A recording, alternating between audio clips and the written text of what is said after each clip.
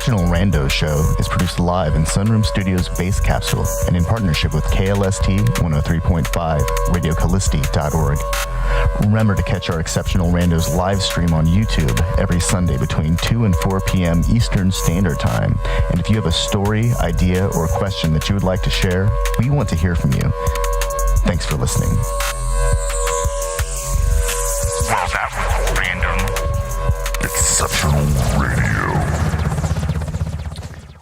Hey, good afternoon. It is the 6th of March, and it feels like it. Mostly that it feels like spring here. And I am not complaining, as this is one of those peculiar times when we've got fantastic weather and you can go outside and it's not like painful. Of course, I understand that this is all building up to some kind of monumental, polar vortex activity. It's all holding it back, and it's going to swing in, and we're going to get some other big old cold blast. But I don't care because it's nice out. Like, I think it was like 70 degrees yesterday. Can't take that for granted. It's like 65 degrees, or 60 degrees outside right now. It might rain. It's still winter. Yeah, it's supposed to get down to 30 next week or this upcoming week. Yeah, we're going to get another snap. Soon. Yeah. Some kind of snap.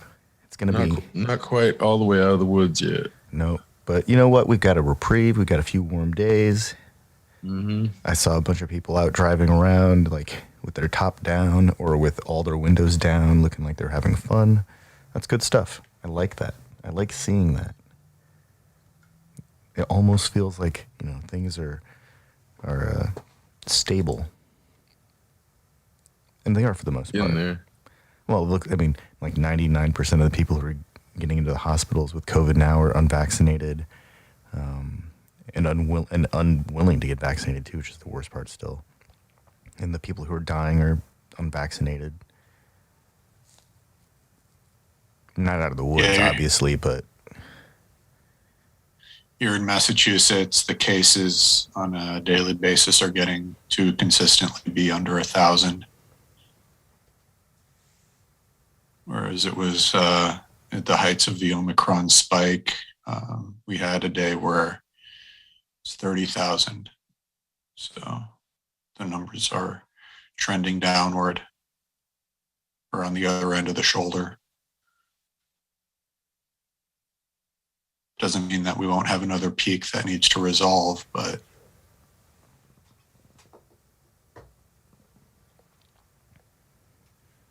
all in all, it seems like things are doing better. I keep reading about this next Omicron variant that's going to be, bypass all vaccinations, but I'm pretty sure that's just fear-mongering at this point because the data hasn't been supporting that.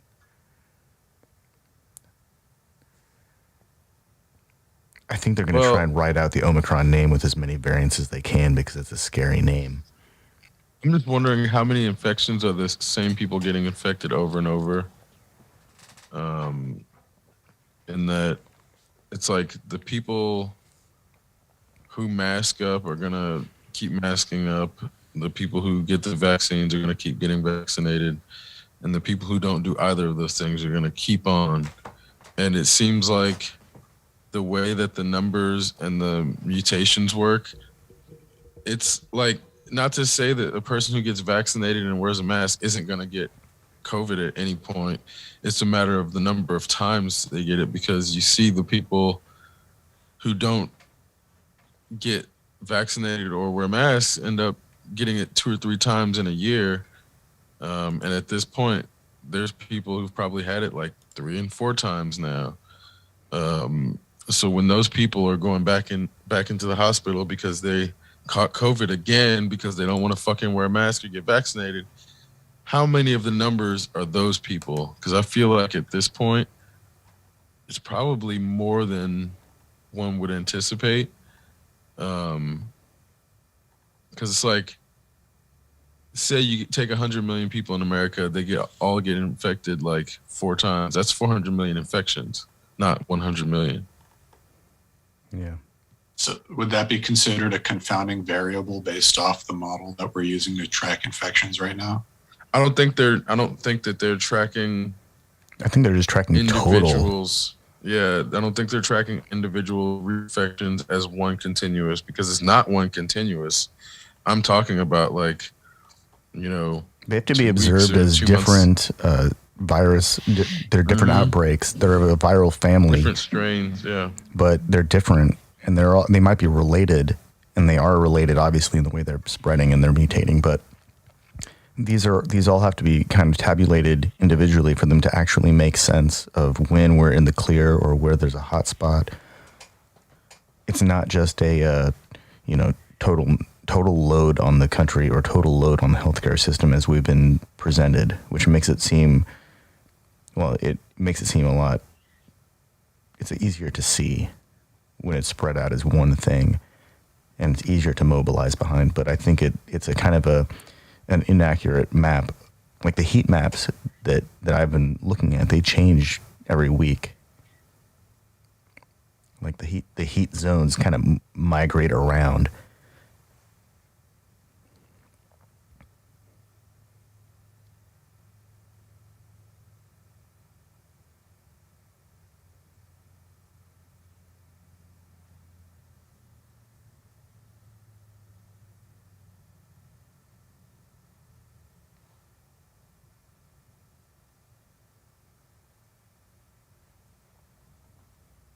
You know, the scariest thing about it, I think, is that we have the technology to see all this stuff. And it's just obfuscated by layers and layers of,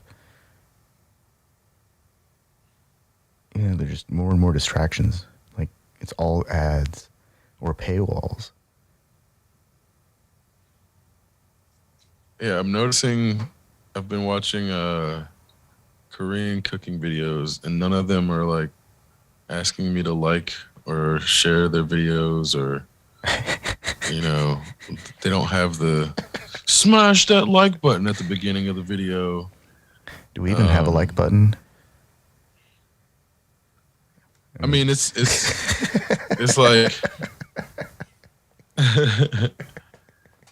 hit subscribe, hit the bell. Hit the bell. Wait. Is that like cross-promoting Taco Bell now? Shit. Yeah, hit the bell. Hit the bell. Get that person some Taco Bell. Get a quesadilla and follow the video. Okay, for the record, people, if you ever use Medium, you can clap up to 50 times for one thing. And, like, I don't think people realize that and just go and give, like, one clap. And I'm like, would you ever just clap one time for someone? And like, no, that's like a sarcastic thing to do. Right, yeah. Even then, even a sarcastic clap is like 3. You at least give like 3. It's like one clap. It's like the most. I let other people do the work for me at events, and I just like clap in a way that's just gently putting my hands together, making it look like I'm clapping loudly. But I'm actually not exerting any effort whatsoever. I like clapping like, polyrhythms to throw people off. I'm just silent. Like, I'm silently tapping my hands together in a golf clap, and like the entire room is doing the work for me, so I don't feel obligated to make any noise. That's a real like prayer. That's like a super Tai Chi way of engaging with the energy in the room. I'm just gonna like clap with them, but not.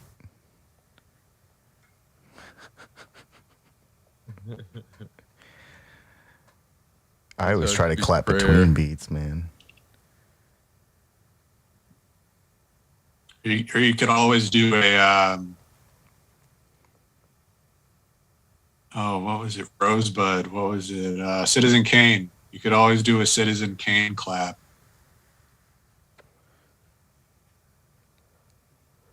It's just like a very emphatic, exaggerated clap. Yeah, but that's like more about the person clapping than what they're clapping for. unless you do it every single time you're supposed to clap at something. Oh, Lord. Like if that was your default clap kind of personality type, makes that their default clap for everything.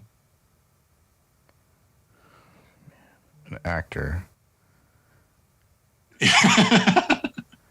Seriously, like I don't think like the people we have right now are our current list of Bond villains. They don't clap for anything, and our technology tycoon and mogul guys, they don't clap. They just kind of grin at everything and wave at people. They kind of, if waving at all, if like.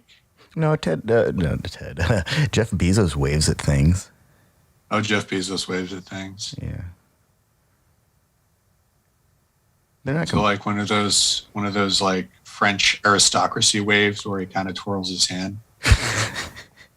from space. No, I don't. It's weird. I think Jeff Bezos is kind of oddly enigmatic because he's kind of got this weird Lex Luthor vibe for me, at least. And so the only times I see images of him, it's like when he's wearing his funny spacesuit, or with his Omega Speedmaster Moonwatch Professional over the sleeve. Wait, wasn't the thing about the Omega watch was that it was supposed to be able to keep time no matter how far away it was from the Earth or something like that? And then they found out when it got back to the Earth that it didn't keep time. It was that and Bulova watches. There was an Apollo mission where the Omega broke, and the prototype Bulova watch was used on a spacewalk or a moonwalk. So there's two brands of moon watches, but at vastly different price points because you're paying for an Omega versus paying for a Bulova. Man. Those aren't cheap watches. That was like a $10,000 watch back in the 60s. So Omega Speedmaster moon watches go for like $6,000 right now. Professionals that have the same mechanism. Space mechanism. Right. I think it's like the coaxial. They call it the coaxial mechanism.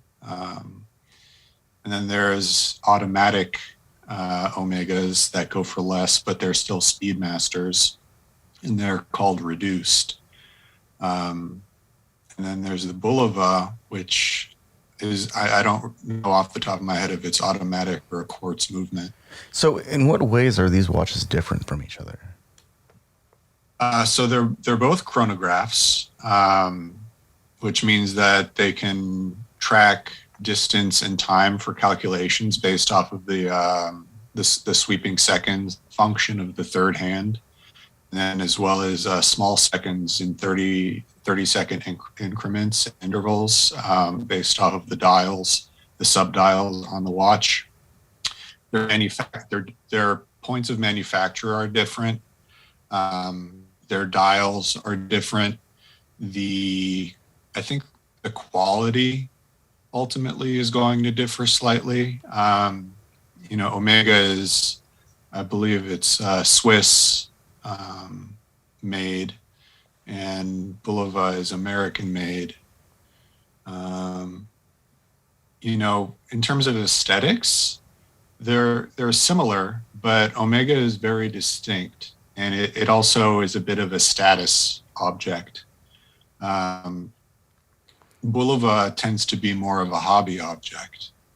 Like for watch enthusiasts, people who don't worry about money would probably get both of those. However, people who want to spend less money. But you only have two wrists. And and would you wear two moon watches at the same time, or would you wear two moon watches on the same arm? Whatever floats your boat. So if you wore a moon watch on each arm and you spent a week in space and you always maintain the same orientation relative to the Earth, would they come back at different times? Or do they have to be I think further you would apart? have. I think it would depend on the mechanism, on the movement. You know, if it was a quartz movement, then I think you would have greater accuracy. If it was an automatic movement that was built for withstanding the gravitational changes of a space flight, then So I think you would I have wonder, accuracy within maybe a few I wonder minutes what kind of mechanism we're going to difference. need to have like quantum accurate watches that are Yeah. so that we can have accurate transit of space time. So Because at some point we're it going to would- have to figure out how to the watch is probably going to have to figure out a way to feel gravitational curvature. Right. And I think that would kind of take it outside the realm of the watches that are typically worn for, accessory purposes and cosmetic purposes. Right. It would be some kind of sensor on a spaceship that's tied into Yeah, your it would suit yeah, or your and there would have to be, personal device. yeah, it would have to be sort of, I'm thinking now, like, what would it take to make an analog device that was quantum accurate or that had quantum accuracy? That's a curious question. Is that even possible? Because that would be a cool watch. Would it have like multiple time faces where like one is tracking local time and one is tracking relative time and one is tracking some time of an object somewhere else? So there are watches that track in multiple time zones across the planet Earth, but there is also a watchmaker named Konstantin Chaikin, or Chaikin. I'm not sure how he pronounces his last name. But he has patents on several different watch mechanisms that he invented. And one of them was for a watch that could simultaneously track time on Earth and on Mars, based off of, yeah. So I think it's possible, in terms of the long-term reliability of the device. He has a good reputation, and he's worked a lot with astronomers just to develop some of the ideas and to ensure that his calculations make sense. So there is that, but in terms of an even more sensitive analog device, because his is analog, it's not digital. I'm just So maybe it would imagining be- like someone in Starfleet wearing a watch, like carrying around a pocket watch or something like that, just for the novelty of it. Yeah, not just on the holodeck, or to take it on the holodeck for those purposes, for like an anachronistic experience. I think, wasn't there I think just it was that's Data's head. that's It just was the kind of Data's thing head. like Boimler would do, and they would make Yeah. fun of him for doing it. I think Data would also have like a pocket watch for, his own purposes. That sounds like something he would do. Yeah, but I think that I he always was thought like, it was super colonialist that the Federation used Earth days as their basis for everything. That's That is super colonialist. really colonialist at the end of the day. Like we're fucking light years away from Earth, but Earth time is what everybody's schedule's based man, on. what's so sad about it is that they're so advanced and they have all this technology where they can identify when somebody's circadian rhythms are off, but they haven't figured out a new timetable to match or to accommodate individual circadian rhythms, even though it's a Starfleet and everything's in it like an individualized major anyways. As if you can have a morning without being around the sun. Like the whole notion of the Earth Day being the basis for this Starfleet shift change is patently absurd, especially because at the end of the day, like most of the people in it aren't from fucking Earth. Like even humans that are in Starfleet, a lot of them towards, after because Earth only holds like, 10 billion people or something. I forget what it is, but they say at some point the population of the planet, and there's way more people in Starfleet that aren't on Earth compared to how many are on actually Earth. It's like it's actually pretty absurd.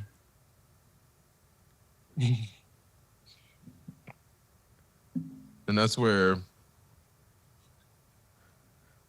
they do have like dream stories, but actual circadian rhythm, I think they just like adopt the Earth circadian rhythm without even, well, because when Saru I don't know if they bring it up, but when he starts showing his like species evolutionary change, I don't know if they start like, because some of the people don't sleep too, where they're like, what is it, the Jem'Hadar? Yeah. But they're also hopped up on Ketracel White. I mean, if you were hopped up on Ketracel White all the time, you wouldn't sleep either. I want to like, retire to Risa. I think that's a good point, though. Like, if you're a space person, are you still an Earthling? Like, there's this moment in Rick and Morty when the president's fighting the turkey president clone, and he's like, do you think you really stand a chance? And he's like, of course I do. You know, like, there are 3 of us and 1 of you, and 2 of us are spacemen. And it's like, at that point, just because someone lives on a planet or calls it home, does it make it, is that really where they're from? No, because Naomi Wildman wasn't even from Earth, and that was one of the things about her character. She didn't actually want to go back to Earth. So that was like what kept her from being hypnotized. There was like an episode where all of Voyager got duped into all of their hopes and dreams about wanting to go to Earth were like being fed to get them into that giant fucking like space ray or whatever. It was like a whale or some shit. But it was basically hypnotizing them all. But because Naomi Wildman had never been to Earth, like it couldn't hypnotize her or 7 of 9, so they were the only ones that were able to like overcome that hypnosis. So that attachment to Earth is something That's even humanity's in their series. weakness. Well, you can only have it if you've been there. It's not they don't make it as if it's in your DNA. In that, even the Maquis,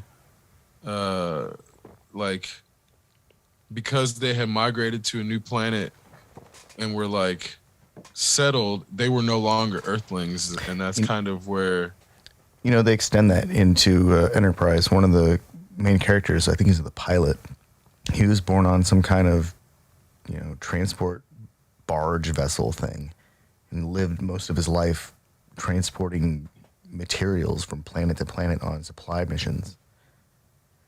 Like, I think that's like fundamental to the story of Star Trek, is that some people will go make like the extraordinary journey to be a part of the Federation in some way, or join Starfleet itself.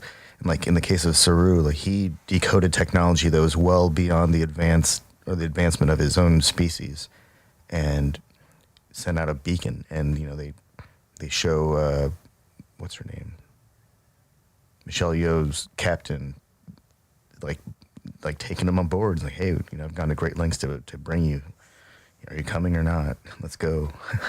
And of course, the rest of the story is unclear, and now until we meet up with them in Discovery. But I think that's the point of Star Trek, is that not everyone can be in part of Starfleet, and the few people that do somehow manage to get there are extraordinary people, even though they managed to create a bunch of characters that are extraordinarily annoying for Discovery. But I get it. They have to create these characters because focus groups. It's been a long road. oh god, yeah, I could never get past that part. Oh man, I just skipped it, man. I watched it. I've watched it twice now. I think the ending is crap, but the inclusion of Riker interacting with a holographic version of one of the characters and then going and watching the formation of the Federation is like, okay, once they do that, now it's for real. It's part of the whole thing. Bastards. I've noticed that like I can only skip an intro once I've seen the first one. That for like, if I'm gonna watch like 3 episodes, if the intro is not great, I'll skip it.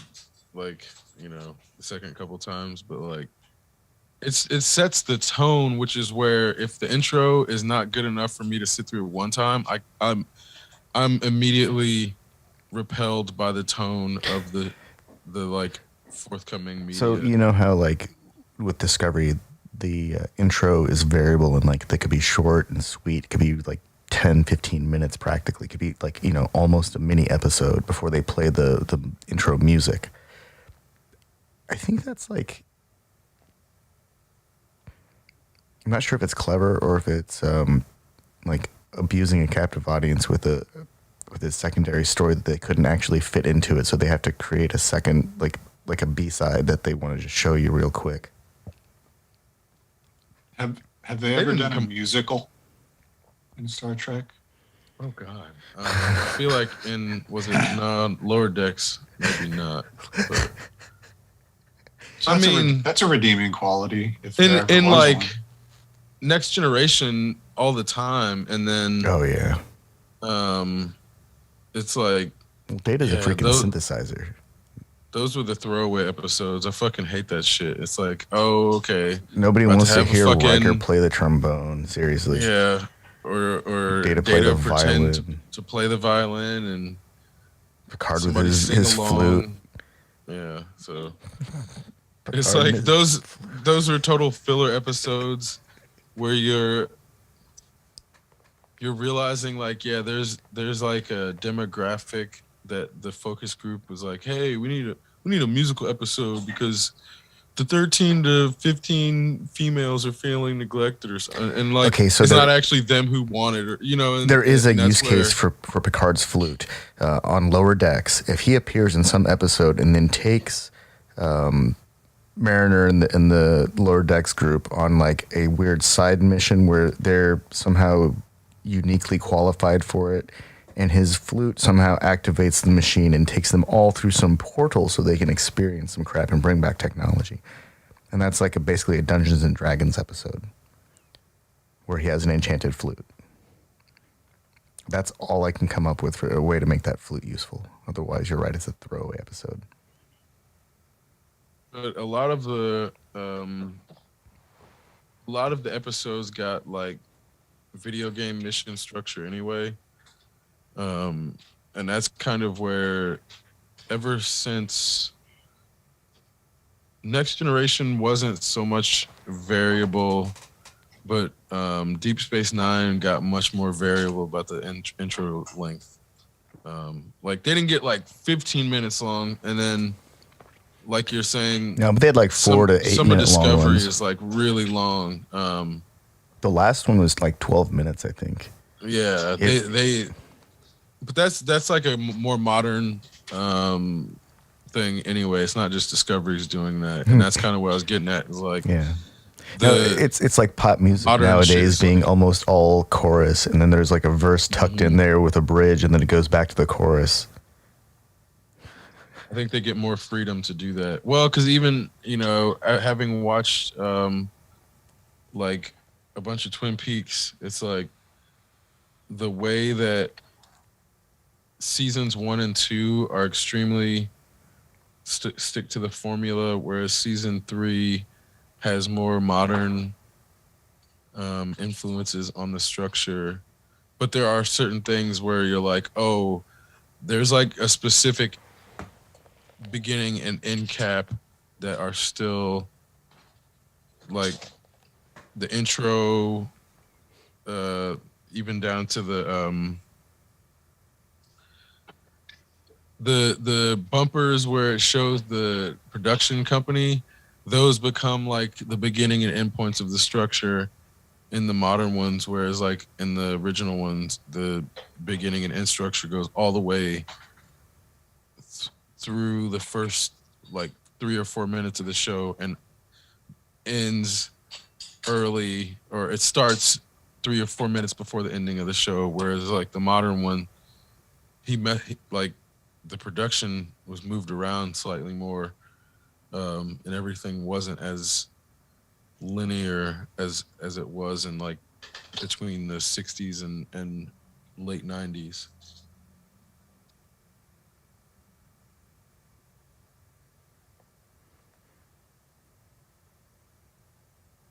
Well, and I think the audience is getting better at being able to handle multiple like storylines and parallel storytelling where I think it was Pulp Fiction is where I had my first real taste of a non-linear story, like, you know, in like a that, yeah, that's the one where I had my first real exposure that I can remember. And of course there are older variations, like Rashomon is another really fantastic example of multiple storylines, except that's really multiple perspectives. But as far as like television goes, until like Heroes came along, and like non-linear storytelling, even like that stuff's really complicated. You know, you mentioned a long time ago, like how you had this like clarity moment when you realized that Star Trek is a time travel story, and I think that's like really important to mention right now, is that it's a time travel story, and very much they just mask it so cleverly with you know the hand waving of warp technology. Even down to the Terran storyline being present from the original series. And like it's been there the whole time. The Terrans are great. They're like the great foil that like, oh hey, if you think any Earthlings are bad in our universe, just remember there's an entire universe where they're even worse. Yeah. Like you think we're bad? You think the worst of us are bad? Shit, our Nazis aren't even that bad compared to Terran Nazis. Holy shit, those guys were even worse. Like that, it's a really useful hand waving tool. But then it's like it's not retroactively added on. It was present the whole time. Yeah, we've just been able to explore it more in modern storytelling time. I think it's a pretty dangerous story mechanism because we can't trust them. You know, all the stories are like about exploring how much people are willing to trust other people, and deception and violence, and they're actually a really good bad guy. I mean, in terms of what they bring to the table. Like all of their weapons are about inducing agony and pain. Like they have those tubes they would put people in. At least they showed that in Discovery, the agonizer tube or whatever. They just put people in there and they just start shrieking.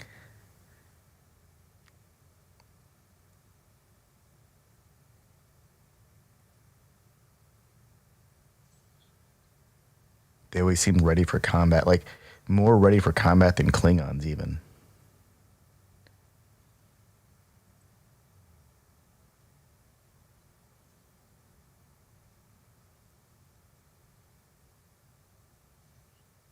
Well, and I'm realizing like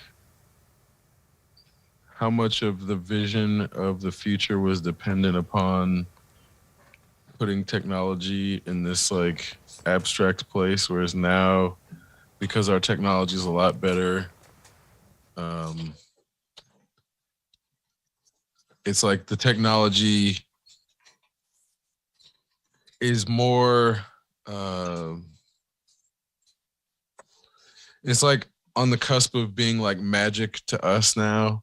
So it's like, but then they can do a better job at visualizing what it would look like the spore drive, for example. That shit is basically like fucking mad. It might as well be magic. It is teleportation. In the real world. Yeah, and that's where I mean, they're really good at making it look like, to us with our modern aesthetics, that looks like it might be something that actually works and actually is real. Whereas like now you look at Well, you notice that the fucking- pylons don't even couple to the nacelles, right? They're magnetically coupled. Right. Exactly. So shit like that, where now you look at the original series and it's just a bunch of blinking lights, and our modern minds are like, what the fuck are these stupid lights doing? And how is anybody going to tell what they are where there's no like indicators on it? And it's like the way that like Spock is reading their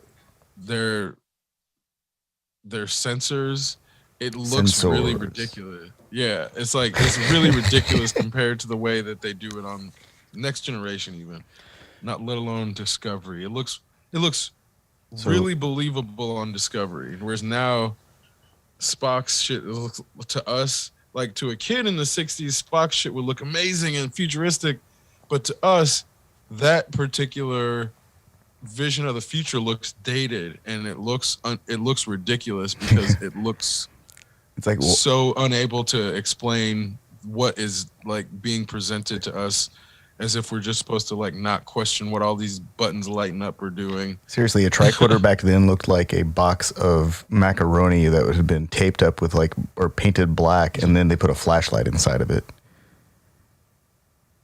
Maybe that's a bit reductive. It wasn't that great. Like the stuff is, I mean, it's cool. And contextually, it's really cool. It's it's the foundation of all of our Star Trek stuff. But you're right. Some of that stuff looks like my grandpa's razor, like electric razor, or some of it looked like a remote control from the 50s, which is just, looks like a deck of cards with some buttons on it, some rubber buttons. Even the Next Generation stuff is starting to look dated, like really dated. Like, you're telling me we're still holding a remote control all the time? And so that's why Discovery's kind of cool. They've envisioned a version of it where the tricorder is the teleport, or is the transporter, beacon is everything. It's all built into the badge, and they get holographic interface. They can fine tune their environmental suits on the fly with reprogrammable matter. Like, holy crap, that's way cool. That's like, so this is what they did with proto matter then. They must have figured out how to make proto matter into reprogrammable matter and make it do all sorts of really cool stuff. I think the technology side is that they're doing with Discovery is actually really, you're right. The visualizations are so good now. They can finally make imagination, they can visualize these the way imagination works. Like, even to the point when Book is typing out some message, his message, it's like you can almost kind of see the letters that he's typing, and it looks like they kind of made an effort to make it look, or like it made sense, like his hand waving.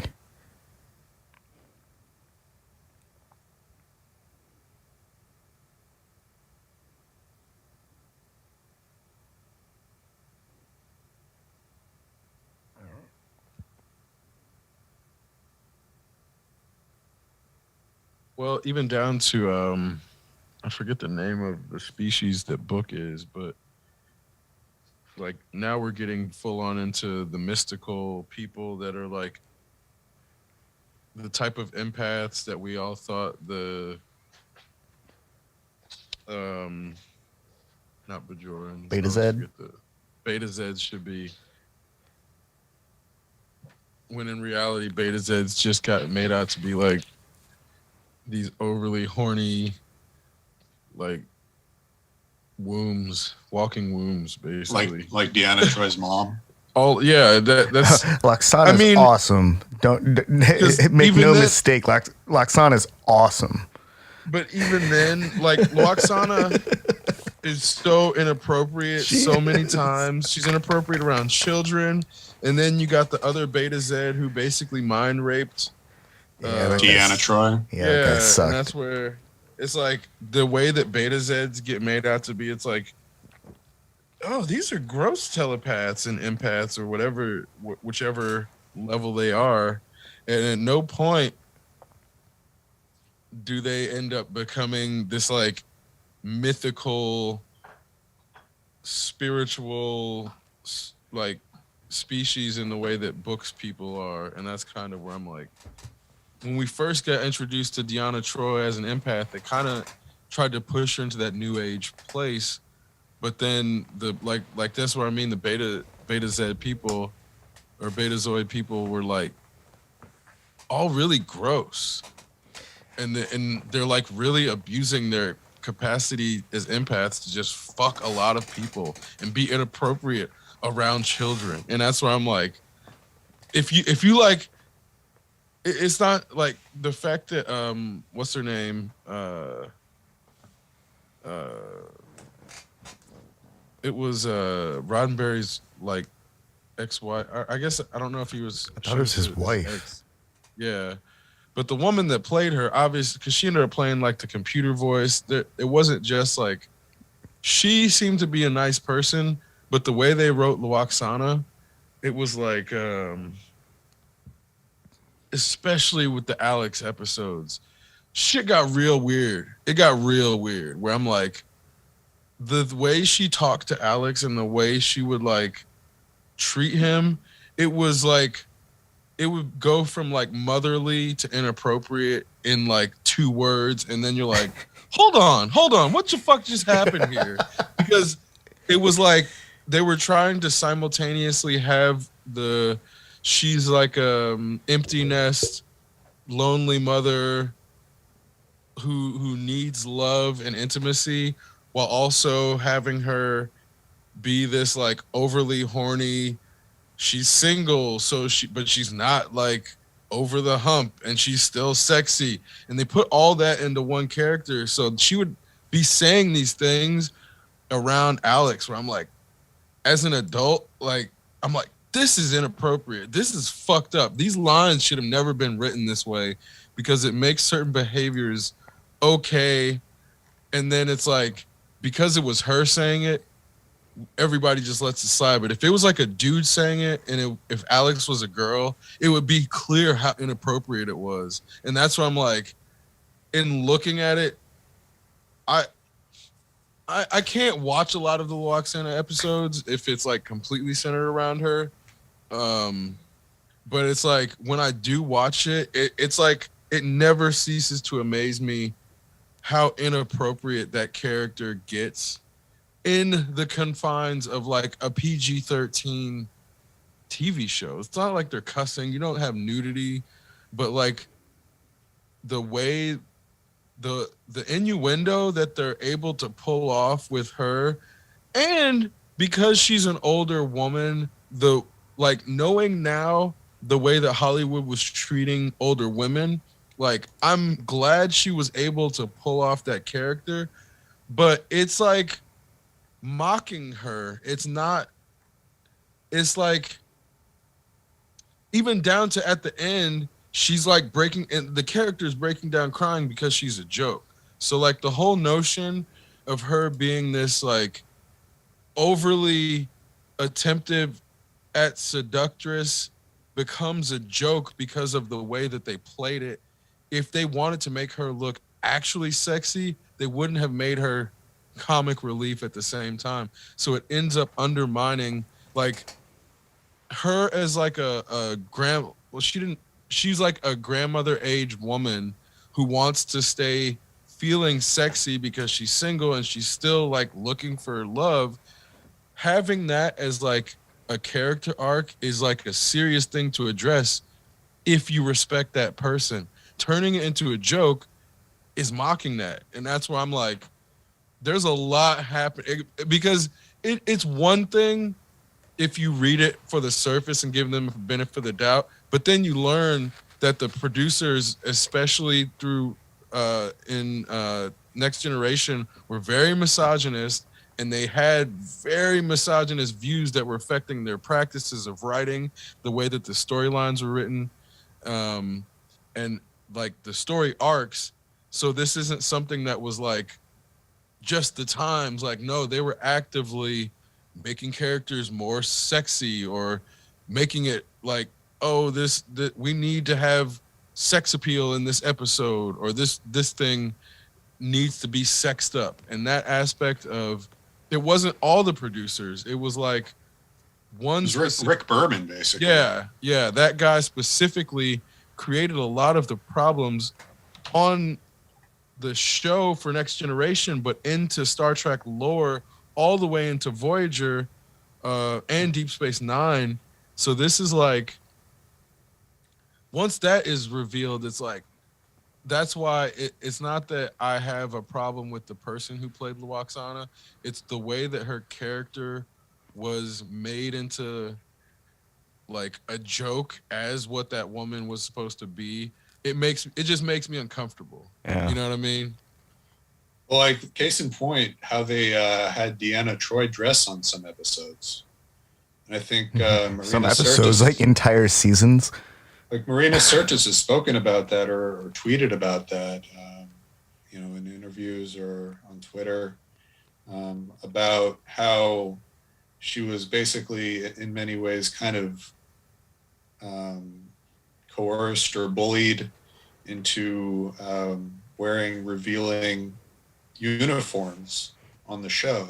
So my take on bridge officers is that, and starting off with the pilot episode with Pike's crew, and then with all of the original series, all of Star Trek, the bridge crew, bridge officers specifically, especially the ones that have titles like Lieutenant Commander or Commander, they're actually badasses. Like, I have no reason to believe that Troy, like, she's probably some like martial arts expert that we never get to see because they never write those episodes. But just being a bridge officer, They show her training with Worf. I know, that's the thing. Like, they might not give us the episodes where the demure Counselor Troy gets to show off her hand-to-hand combat skills, but I have every reason to believe that she can throw down. Like, she could probably, hold her own with any other bridge officer. Like, no problem. And so we only really see her in action in the movies, like when they're being chased by drones or dealing with Borg. But Troy's a badass. They're all badasses. They're bridge officers. They're all they're all in line to get their own starship. I think all Starfleet officers have to do hand-to-hand training. Yeah. It's like pretty much, and obviously the way that the hand-to-hand training is a joke in the early original series, even into The baseball bat swing. Yeah, the double hand. So it's like, obviously up until Discovery, all the actual Starfleet martial arts are a joke to real world people. But if you go back and look at anything American before Bruce Lee, but also that's like outside of between Bruce Lee and like basically like Michael Dudikoff, all of the fight scenes are trash. It doesn't matter. And also they live isn't martial arts, but it's just not trash choreography. The issue is you have trash choreography in most American fight scenes, and people don't realize it's trash choreography until like Jet Li and Jackie Chan and fucking like, it was Rumble in the Bronx that I think really Americans really got a glimpse of like what fight choreography could be. And once Americans saw like, oh shit, Rumble in the Bronx, like, because Jackie Chan had obviously a very long film history, but he hadn't crossed over until Rumble in the Bronx. And then once Rumble in the Bronx got made, then they did Rush Hour. And once they had Rush Hour, that, because I don't think people forget, Jet Li was like a non-speaking villain in Rush Hour, or not Rush Hour. Lethal Weapon 4. Lethal Weapon 4, because that's where it was like, You would say like in Hong Kong you would be dead. it was like in Lethal Weapon 4, it was like right around the same time, in the sense of like they did those movies, and between the introduction of Jackie Chan and his particular style of choreography, and then Jet Li's particular style of choreography, then choreography was forever changed. Like Jean-Claude Van Damme kind of but it wasn't really good. His choreography scenes aren't actually that good. So when you go look at like Jean-Claude Van Damme fight scenes look like really hardcore ballet. right, and it's like it's super very hardcore ballet. That it's very obvious that they're choreographed. Whereas like if you look at a Jackie Chan anything, it like is natural and it looks like it's just happening in that world at the moment. You know what I really appreciate? You wouldn't realize they planned it out. Well, his performances are unique in that when he does it, he really accurately and completely communicates, hey, this is actually really fucking dangerous. Because you see that stuff and it's like, holy crap, did he just jump through like a ladder and then like underneath a table and then between some dude's legs and then flip the table over them? What the fuck did I just watch? And you know they did that in like one take because... Well, they don't, and that's where... Well, no, they do it like 50 times, but that one take where they got it was the one.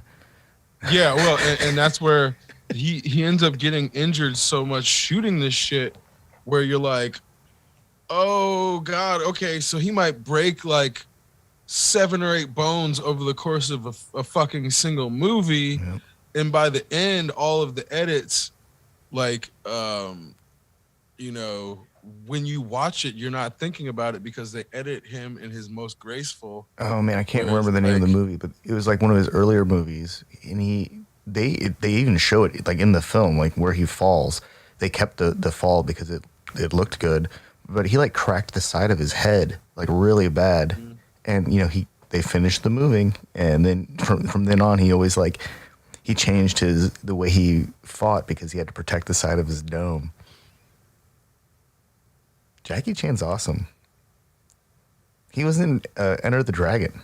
He was one of the extras. He got beat up by Bruce Lee. You can see him get hit. I think you can see him get hit with one of the nunchuck. Yeah, because then Rumble in the Bronx got released in '95, and then Rush Hour was in '98. So that makes complete sense. Like after Rumble in the Bronx came out, or like concurrently, there was a steady stream of Jackie Chan movies that were shot like in Australia or China that were making it into the U.S. Market. Yeah, like the Super Cop films, and Michelle Yeoh was kind of coming up in the U.S. scene. Donnie Yen was also coming up in the U.S. scene. His mom, Busum Mark, has a school out here in Boston. Oh, cool. Yeah, and she teaches like Tai Chi and Bagua and Wushu and all that. And well, that's not to discount like Dolph Lundgren and who has like multiple master's degrees and PhDs in like chemical engineering and like physics or some shit. He and Jean-Claude Van Damme definitely like made a mark on martial arts, but like their choreography just wasn't great. It's like really, really bad if you go look at it now. And that's where I mean, like, even Michael Jai White's choreography was better than theirs. I like Michael Jai White's choreography. It's way better than theirs. Like, Blood and Bone. What's it called? I'm just trying to think of like big dudes swinging around real gracefully, and I'm just reminded of the fight scene between I think it's like Eric Bana and The Rock in the Doom movie. And like it's like the end of the movie, and they're trying to make it look like they're having some kind of Space Marine hand-to-hand combat scene. And then oh man. Well, it's like the more choreography you see, the more you realize like how limited The Rock's range of motion actually is. And his choreography is never really that good because it's like WWE based most of the time. So except in the Scorpion King when he was or the Mummy Returns or whatever it was, the Mummy Curse of the Scorpion King, whatever movie that was, when he was like a CGI scorpion human. Yeah, he has I don't even know. Scorpion. It was 99% Scorpion, and then Rock torso up, and like where the Scorpion head would be. It didn't make any sense. It was like a centaur scorpion. Yeah, but centaur scorpion with claw. Yeah, I guess scorpions have claws, but it looked more like a crab or like a lobster. It was like lobster crab man with scorpion tail. If anybody could defeat him, it was Brendan Fraser at the time. You know, at the time, for that period, within that story universe, there's no other human who is as qualified to handle that level of supernatural what the fuckery. Mm-hmm. Like nobody in that story universe was capable enough. Even like the baddest of the bad guys with their money and their henchmen, like Brendan Fraser's character in the Mummy series was able to take on like untold amounts of henchmen. That's like Captain America level ass kicking we're talking about here. But then you had the like badass desert dudes who really should have been the ones doing it. The Magi? Yeah, but for whatever reason they weren't, and they were waiting for Brendan Fraser to come along and show him how to kick ass like an American. Like, well, who also Captain America Magi style? Dude, the head Magi is like the head guy in fucking Discovery in the film. Yeah, he is. Yeah, he's the admiral. Like, I like him as an admiral. Yeah, he's like clearly the head. He's like clearly the alpha, but fucking no, Brendan Fraser took the helm from that guy. he had to do the dual wielding. Brendan Fraser had to come in with his dual wielding firearm skills and his sarcasm. You know, well, I'm starting to realize, like, I feel like Hollywood is getting much closer to actually being able to handle, like, a sexualized Asian male that is not also in a romantic relationship with an Asian woman. Oh, kind of like what they did in Crazy Rich Asians, except it was like a rich male who was very attractive, with a woman who was, I think she was also Asian in that film.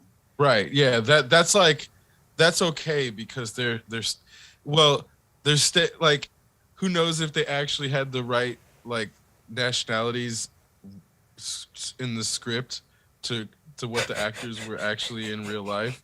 Yeah, that's another thing that they don't care about. It's like, oh, we'll have you play fucking Chinese even if you're Korean or Japanese. We don't give a shit. Or from Singapore. I think he was supposed to be from Singapore. Right, and that's what I'm like.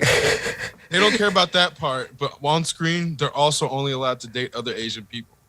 But I feel like we're starting to get to a point where that's starting to go away. That was like a thing in Community. Where he's like, what are they saying? He's like, I don't know. That's Korean. Like, like, right? Yeah. There was this film about. I forget which film it was. Let me look it up. But it was like Jimmy O Yang dating a white woman. And, is this that Christmas movie that was on Netflix? Yeah, it was that Christmas movie that was on Netflix. I didn't watch the whole thing, but it just came to my mind. Oh, that was actually a fun Christmas movie. It was a weird Christmas movie. Yeah. It was fun. I like him in Silicon Valley a lot. But I also Jin Yang? Yeah. But I also think he's really good in Space Force. Yeah, I like Space Force. Space Force is great. And then it's funny because, like, in my head, while they were off, Space Force and Moonbase 8 became one television show in my head. But then once Space Force came back on, I'm like, oh, shit, yeah, Tim Heidecker's not on this one. He's on the other one. But I feel like they might as well just be one show where it's like Moonbase 8 is just the fucking test team. It's like they might as well be the same. It would explain why there are problems on both ends of the display because they're not actually communicating with each other. Like it would like make perfect sense if they're in the same universe. Steve Carell's character is like, wait, you mean there's already a team up there? Why didn't anybody tell me? And they don't know about it, yeah.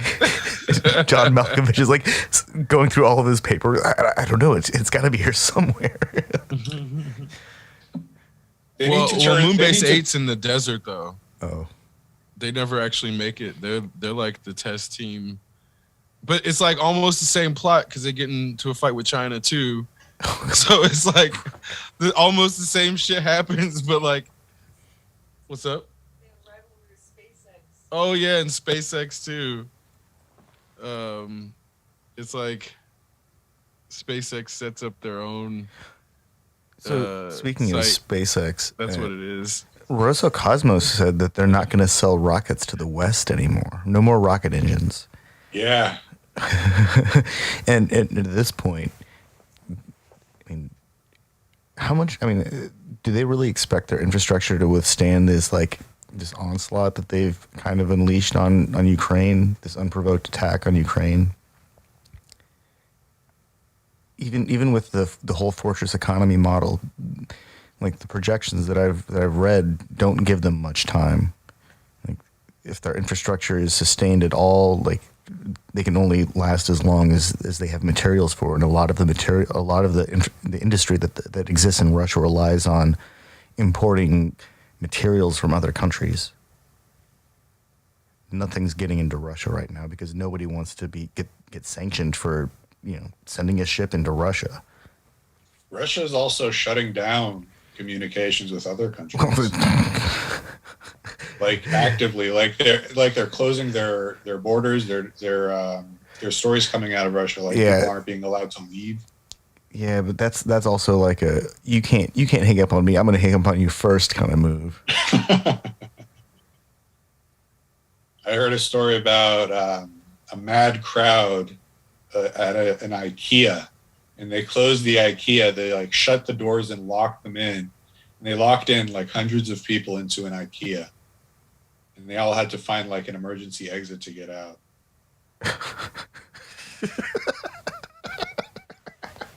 God. Of all places to get locked into, I feel like an IKEA is one of the worst places. It's so easy to get lost in those places. At least they had plenty of food, bro, right? Yeah, food and a place to sit. The meatballs. Yeah. Unless the meatballs are affected by the sanctions too. I think Oh shit. Wait, why would Scandinavian meatballs be hampered by sanctions on Russia? Well, I mean, if they're Swedish meatballs, and Russia is threatening Sweden, maybe they're cutting off their meatball supply.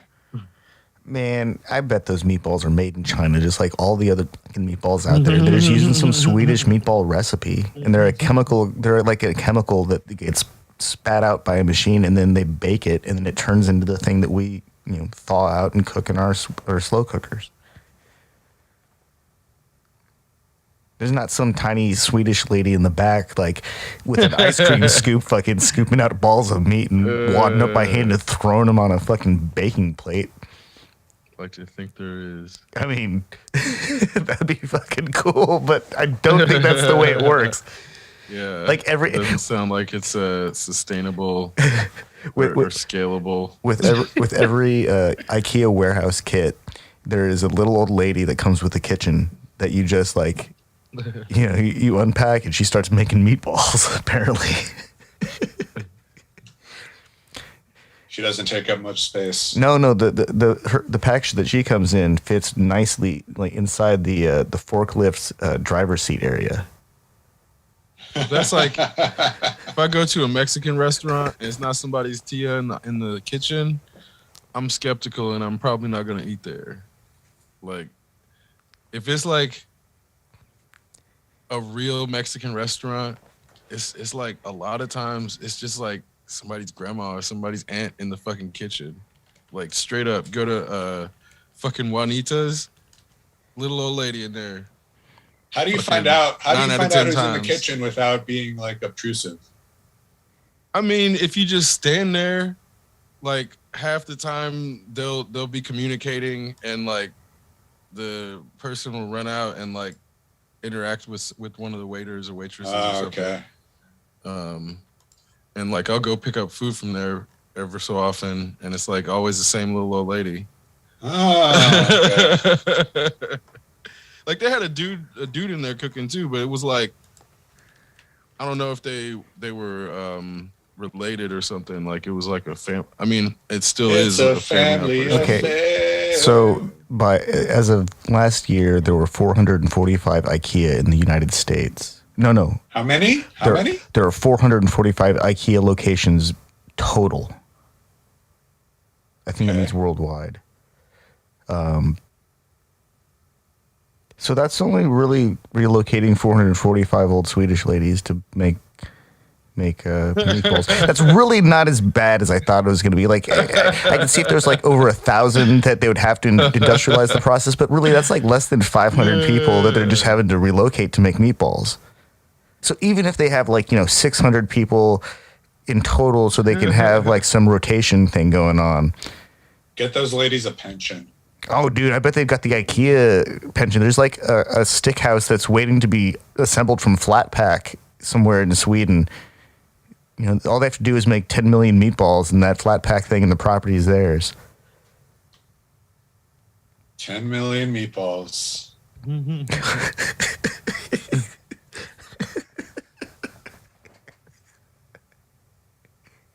There's something about the like cafeteria style serving that I think the nostalgia of it, the IKEA places like play on that shit because the way that the people are all dressed like, the lunch lady, or I mean, even if it's a lunch dude or whatever, they're all dressed the same. They're all wearing the same thing always, but it totally like evokes that notion of like, I'm in elementary school again. They're getting everybody ready. They're getting everybody ready for life on a spaceship. Do they give you food on like little trays with like the compartments molded into them? Yeah. Yep. Wow. Yep, sure do. Do they have like little cartons of milk and stuff? Well, not cartons of milk. At the one they had Cartons of beer?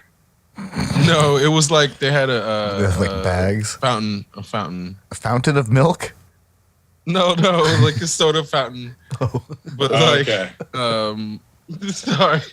But then like I think the milk, I want to say there was like a container that at the fountain station, because it was like two sides. I know they had two sides. One was soda, and then one with like orange juice and milk and shit like that. And that's where I'm like, I want to say it's in those like plastic containers. If I remember, it's been a while.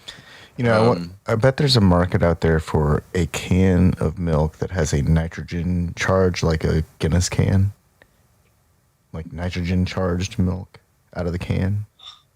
Huh. I bet that'd be really like smooth and creamy, like extra Nitro creamy.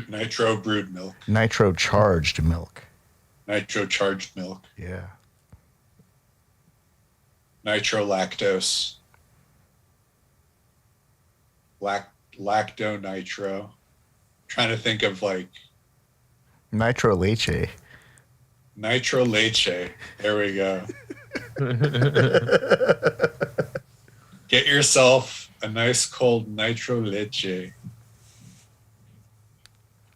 Whoa. Nitro con leche horchata style milk stout. Nitro con leche. Milk stout. So that's why the internet is undefeated. Nitro Leche Alter Brewing Company. That's like a whole company. That's crazy. Yeah. Wait. Copyright infringement. Hey, man, just because I arrive at the same conclusion without any kind of like prior whatchamacallit doesn't mean that's like convergent design evolution. Well, take it a step further. Apparently, people are doing this with ice cream. Nitro ice cream? Yes, liquid nitrogen injection ice cream. Interesting. Huh. I wonder They how can that make tastes. Instant ice cream for up to 1,500 people. Holy. Wait, so you start off with the cream, and then you inject it with liquid nitrogen, and it turns into ice cream? I'm assuming they like mix up the milk and the butter and the sugar, and then blast it.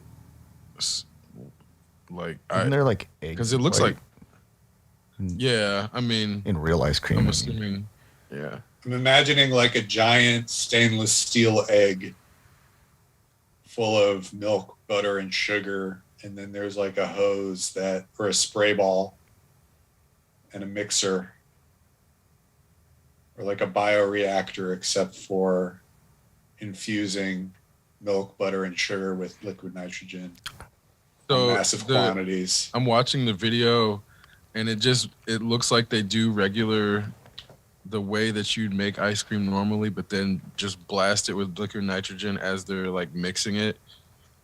So it's like, I imagine it freezes really quickly, but also because of the materials.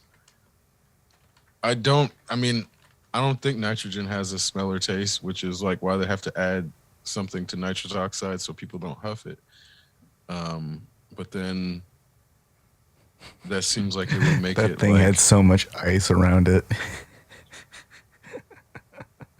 well, I mean, because of the way that it would like they're mixing it while adding it, it might not get a chance to form the ice. I mean, around the nozzle of the sprayer, that the whatever is accreting around the nitrogen sprayer.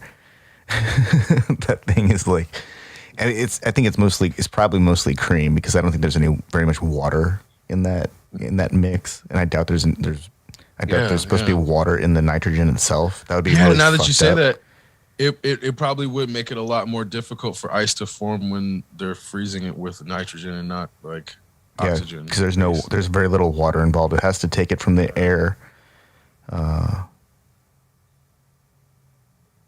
So yeah, I bet that would end up being a lot creamier than ice cream that's like frozen normally.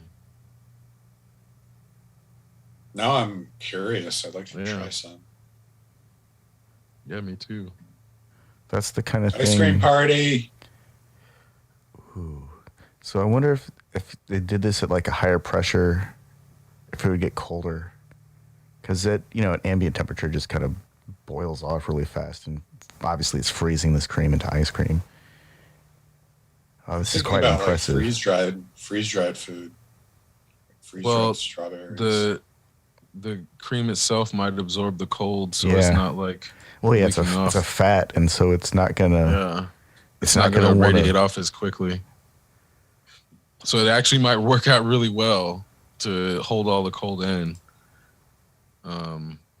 This is a glorious process. If anyone listening wants to watch, just search for liquid nitrogen ice cream, and 2 minutes of your life. Now I want to go find a nitrogen ice cream bar.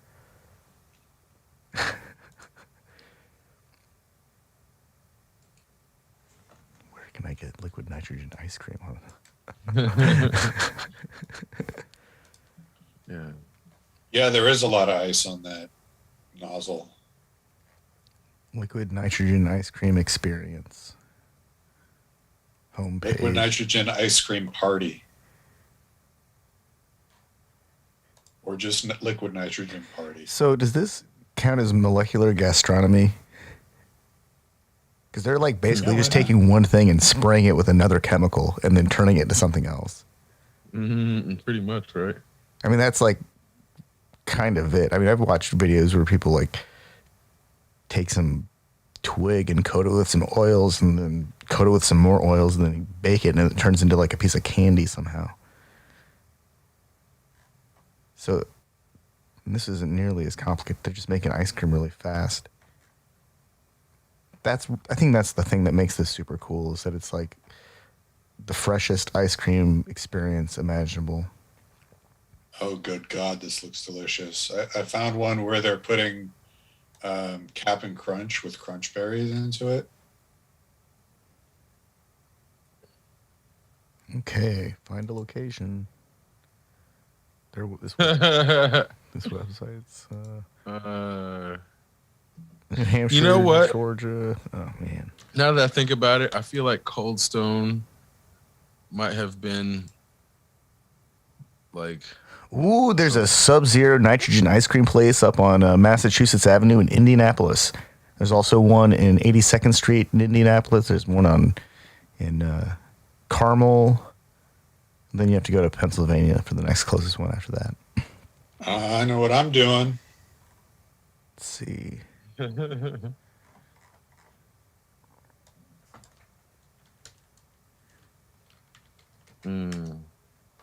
There is Cold Stone isn't nitrogen. It's super premium because they use 12 to 14% butter fat. That's what it is.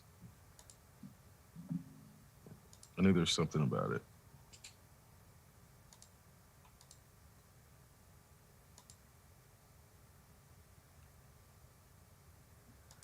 Let's see. It looks like there's one on Nashua Main Street in Nashua, New Hampshire.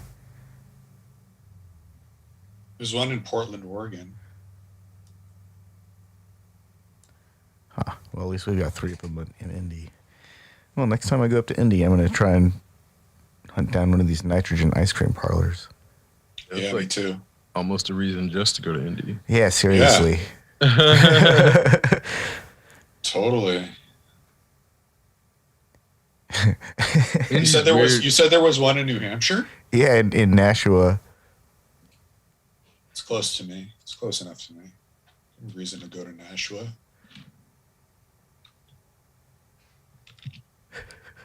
Sub-Zero nitrogen ice cream. What a name. I want that extra fresh Sub-Zero nitrogen ice cream. Seriously. Yeah. That's Sub-Zero. that sounds like the coolest. I mean, just the name itself, it markets itself. All right, maybe I can go to Nashua during the weekend. Be a reason to go on a little road trip. Some liquid nitrogen ice cream. Road trip. I wonder how nitrogen ice cream compares to gelato. I'm gonna have to compare now. Maybe there's a gelato place in Nashua, and I can do a comparison. If there's enough market to support a nitrogen ice cream parlor, there better be enough market to support a gelato machine, because gelato is delicious. But if there's a way to approach that level of creamy, velvety goodness, and it's instantaneous, that's kind of hard to beat. Especially if it's just cream and some flavor and some cereal. Really good gelato is hard. Yeah, they have a Hard special to machine find. for it too. And that thing has to be clean, and all the seals have to be good, and it's made in Italy, so it's expensive as fuck to maintain. Can't just buy a gelato machine and use it periodically. I think they by design they have to be used all the time and cleaned religiously. Oh, there's gelato here in Boston. I'm not surprised. In the North End. Gelato. I mean, Boston's a giant city. I would hope that there's a gelato place in Boston. Seriously. Oh, no gelato in Boston. It's a desert for gelato. Any city that's worth itself probably has a gelato place somewhere. Even in the desert, like in Arizona, where it's hotter than the scorched earth itself. Even that place probably has a gelato place somewhere. Gelato Phoenix.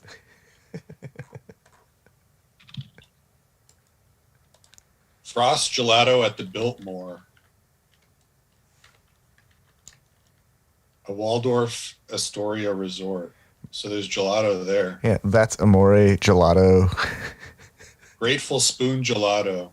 Yeah, there's plenty of gelato places in Arizona.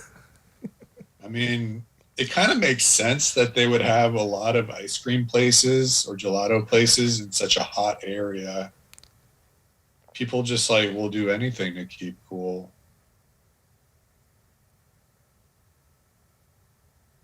It's hot out there. Remember we were talking about it, and we were talking about like shoes melting. Oh, right. Yeah. Asphalt melting. Don't stand in one place for too.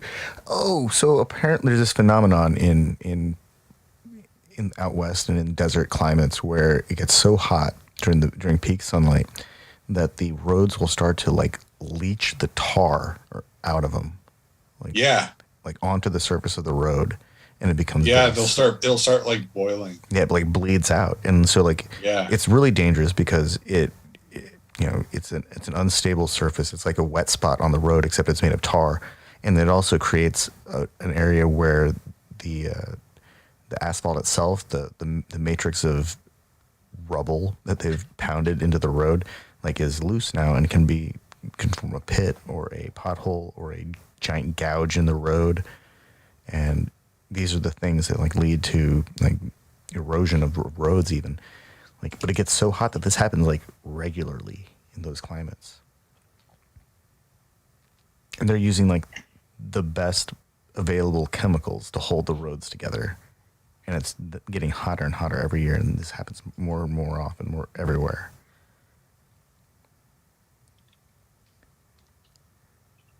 There has to be some kind of solution to this that we're just not considering. I mean, aside from like tires that can withstand like desert temperatures and roads that are made out of like an even more durable matrix of chemicals and compounds or whatever they have to use, materials. What about like temperature regulating roads?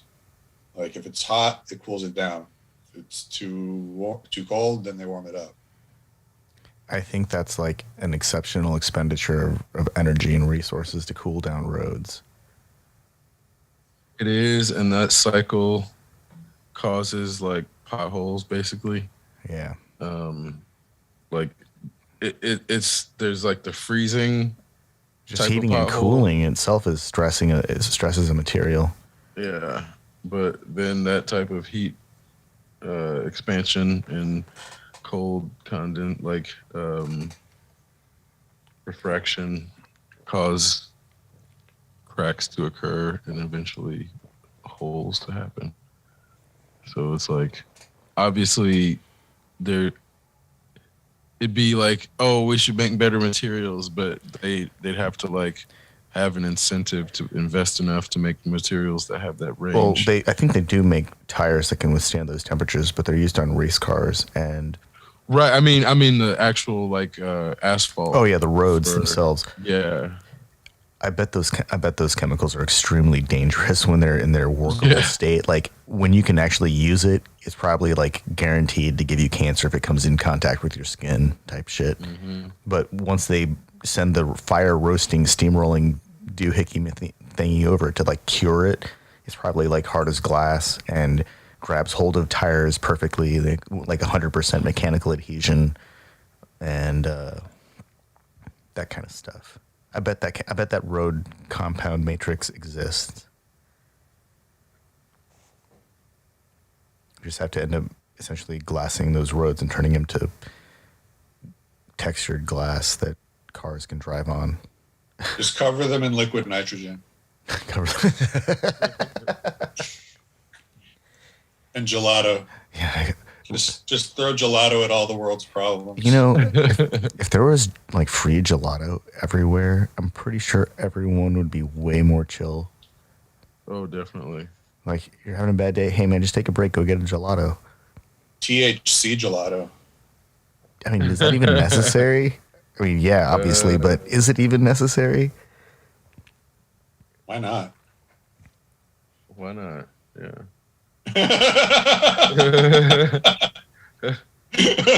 I mean, that's how we got Eternals. So I'm just maybe a little bit of reservation is good. Sometimes got to exercise some caution. Focus groups. Hey, would you like some gelato? Man, the gelato effect. I think that the gelato effect might be a real thing. There's just no widespread test of giving everyone gelato at the same time. Yeah, but that's socialism. That's socialism. It's like not if it's It would research never for be a. it would For, never be adopted. no, man, it's research for a multinational conglomerate. There's no way it could be socialism. it's like have you ever tried to be sad with an ice cream cone in your hand? That's what's up. That's what I'm saying, man. Give everyone gelato. It's like Everyone's gonna really cheer up. difficult to do. And that's where I'm like, it's like comically difficult to be sad when you have an ice cream cone specifically in your hand. It's like a waffle cone. Yeah. Hell yeah. Like a stale ass regular cone with like an underwhelming amount of ice cream is in itself sad. But It's if still like better a than no waffle- ice cream cone. It's better than no. Well, not if it's like, this is what I mean in the sense of Like how got a stale? stale ass Like cone, paper stale. been sitting in the cupboard for years, and then you get some like ice cream that's also freezer burnt and is mostly ice and not actual cream, and then you start eating it and you realize it's like you're actually eating a stale snow cone. Like, I could imagine being sad in that moment specifically. Whereas when I was making my original comment, it was more like the waffle cone that's full. Potentially, the waffle cone is still warm because they just actually made it. I'm saying that and if the somebody ice cream- hands you that stale ass cone with that frost burnt ice cream, you eat it and you smile for their sake. Because Right, they didn't give that to But you you're to make crying you feel inside. better. They gave that to you because they wanted to feel like, they wanted to give you something. It's definitely about them at that point. Yeah. Yeah. That's where I'm like, I'll take my ice cream in a cup too. I don't mind. Yeah. no, for sure. But this is where I mean, like, it's one thing to like shed a tear into a bowl of ice cream.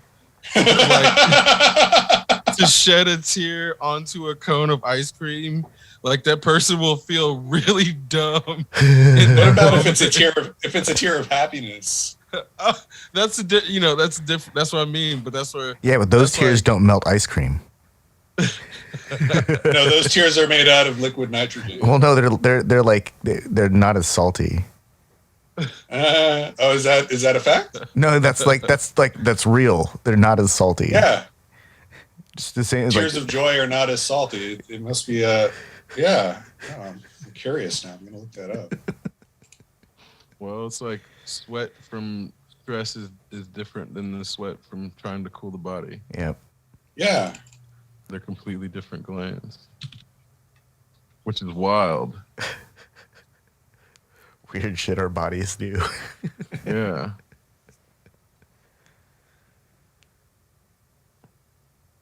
Human body is wild,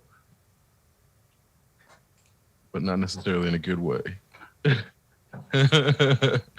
It's like this morning I was taking a shower, and like for whatever reason, I was washing my armpit or something, and I felt like a snap in my neck, and then I couldn't see out of my left eye, and I'm What? like, what the fuck is happening right now? Wait. What And was this the is the human context bo- of this? I was just that's what I'm saying. This is why the human body's dumb. There's no real context. It just kind of happened.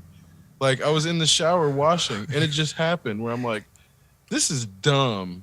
This is like poorly designed, fucking can fall apart at any moment. Like you can start stroking out and like die in the shower, and like nobody'd ever be the wiser until they realize like, oh shit, this person's like, Why did they put the standby switch there of all places? what the fuck? Seriously, of all places, why would they put the standby switch there? That's like the worst place for a standby switch. You got to lift your arm up and like, and then it only takes out one of your eyes. Poor design. I'm gonna say that's the kind of thing that happens with aging hardware, though, right? Yeah. I got out of bed the other day and I thought, like, as soon as I had both my feet on the floor, all I could think was, I did that too fast.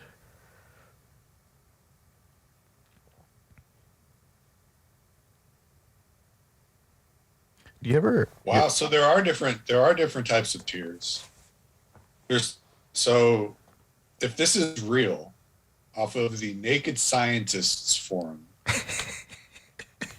there are 3 kinds of tiers: basal tiers, irritant or reflex tiers, and emotional tiers. And each of those types of tiers have different components or constituent parts.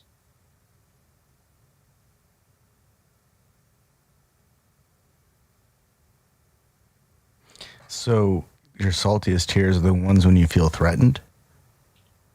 So we got to come up with an ice. We want the anti-threatening ice cream. Like oxytocin ice cream.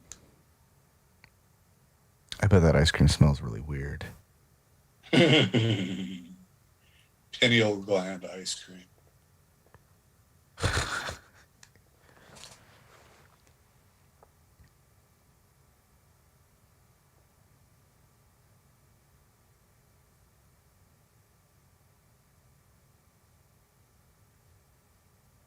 I'm not really big on ice cream when I think about it. I like a good vanilla, and I guess I'll eat other types of ice cream. I'll consume it because it's good, but I really prefer like sorbets.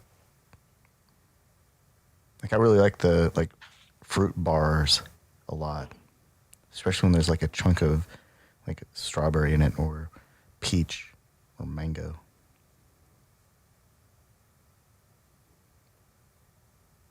I like myself a good chocolate chip cookie dough ice cream.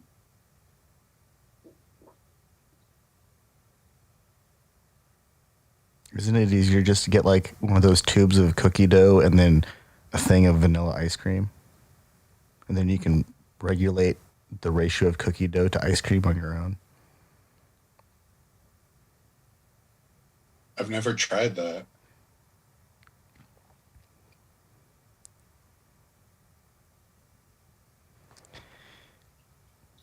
I've only done it once and I got really sick, but I did consume like most of a cookie dough tube one time. I should have stopped after like the first couple bites. Is that even safe? Probably not. I feel like eating cookie dough ice cream from a retailer that's regularly inspected. I feel like the quality of the cookie dough or the origin of the cookie dough is from like a safer source. You would think, right? Like you're not at as much risk from that undercooked substance than you would be from eating cookie dough that you buy in the grocery store to make cookies out of or bake in the oven. Does that track? Because otherwise, what are we doing? Let's see.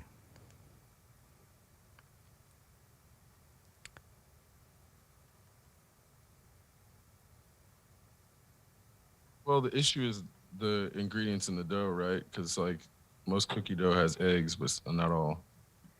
Ice cream is made with eggs, though. Real Not ice all. cream is.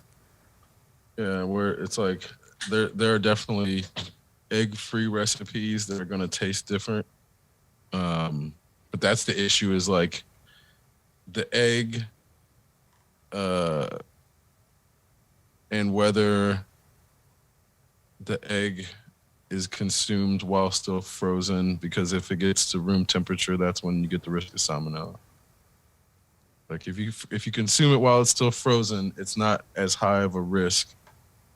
And this is a whole thing with like sushi, as far as like you can get rid of bacteria by freezing it or by cooking it, and it has to be frozen past a certain point. It's not just like 32 degrees, but it's like that's the issue with like raw cookie dough, is because it's consumed mostly when frozen. The salmonella is not Wow, it active. looks like Ben and Jerry's were the ones that started it in like 1984. That's not that old then, huh? No, they used gobs of cookie dough in vanilla ice cream. It's literally cookie dough from a fucking tube into some ice Yeah. cream. Yeah, because you'll see like somebody, some people on YouTube will take the cookie dough out and bake it. Like just to just to prove a point. That's so awesome.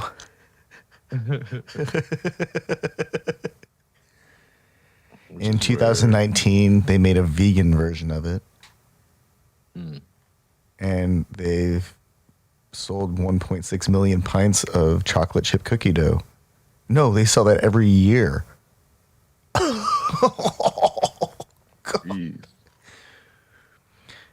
They've got they've got over 40 million pints of chocolate chip cookie dough sold. So they've got like 10 million, or wait, no, they've got 5 million gallons of chocolate chip cookie dough that they've sold.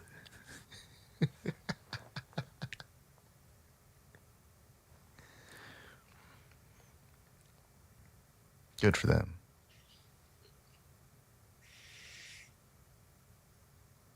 I think that's actually kind of awesome.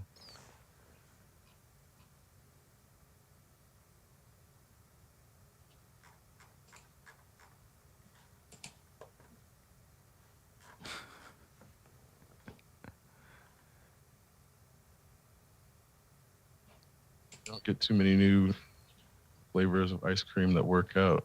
You think, Yeah. there's only so much you can do with cream.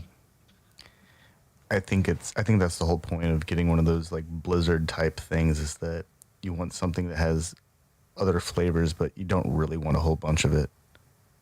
Mm-hmm. I can't eat an entire tub of like Reese's peanut butter ice cream. I can eat like Yeah. a little bit of it, and then I don't want it. I can eat an entire tub of like raspberry sorbet. That's really easy. That's like dangerously easy for me. And then I regret it later.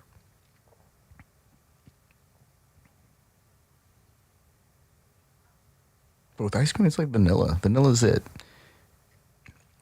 Can deviate every so often. I can appreciate like a butter pecan or other flavors. Other ice creams are good, but once they get too much, like once they have like more than one type of chocolate in them, it starts to get lost. Like when they have too many textures, it's like, what the hell's going on here?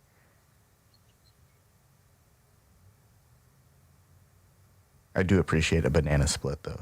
Now I want a banana split. I haven't had a good banana split in a while. I've never had a banana split.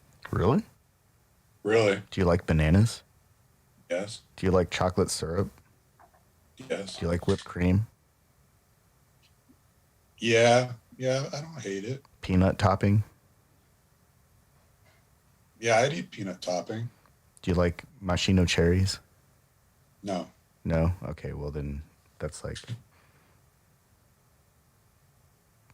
a cherry on top is kind of, I don't think it's necessary. Could replace it. Yeah. Replace it with something. It's like it sounds like a salad, a fruit salad. I mean, there's like scoops of vanilla ice cream in it.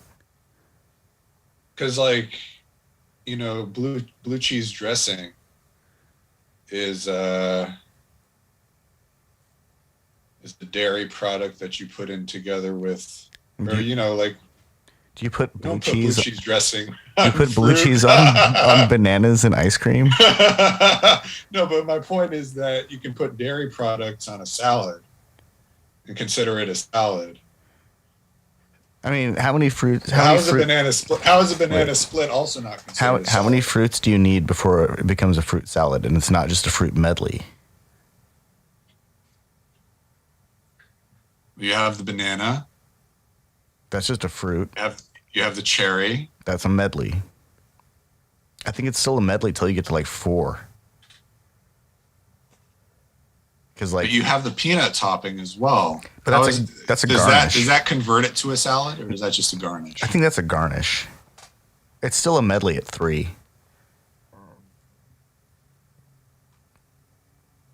What if you had strawberries? Oh, there we go. Now we're into salad territory. Got 4. Wait, what was the second one? You have a banana, a cherry, and strawberries. That's 3. Okay, that's 3. So that's still a medley. That's still a medley. Even if we counted the peanut which is a garnish as part of the salad. If we do that, then we're into 4, and then we're into salad territory. Yes. And then it's got whipped cream and vanilla ice cream and chocolate syrup. Maybe some caramel syrup. So multiple dressings. Maybe, if you want to get crazy with it. You got to drizzle it over it. If you just douse the thing, then it's really just more of a caramel thing or a chocolate syrup thing. It's really easy for them to get out of control. You got to be. It reminds me. You got to be really It reminds me deliberate. of the complexities of the banana split also remind me of those Bloody Marys that they put pretzels and hot dogs and hamburgers onto. Yeah, but I think that whole Bloody Mary hot dog tower thing is relatively new, and a banana split is like, I don't know, I think they were doing it at least in the 50s and 60s. Origins of a banana split. I hope this doesn't pull up like an adult website. It's totally going to pull up an adult website. In 1907, Ernest R. Hazard supposedly invented the banana split in Wilmington, Ohio. Wait, where did you see that? Because according to Wikipedia, it was birthed by in the mid 1800s. Banana split, ohiohistorycentral.org. This one So says this could be biased. This one said it was. The origin of the banana split is controversial. There we go. There's one that says it was birthed in Latrobe, Pennsylvania. It's a Midwestern dish. Of course it is.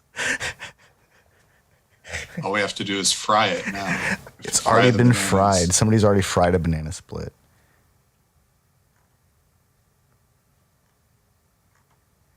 So ice cream goes all the way back to 1553.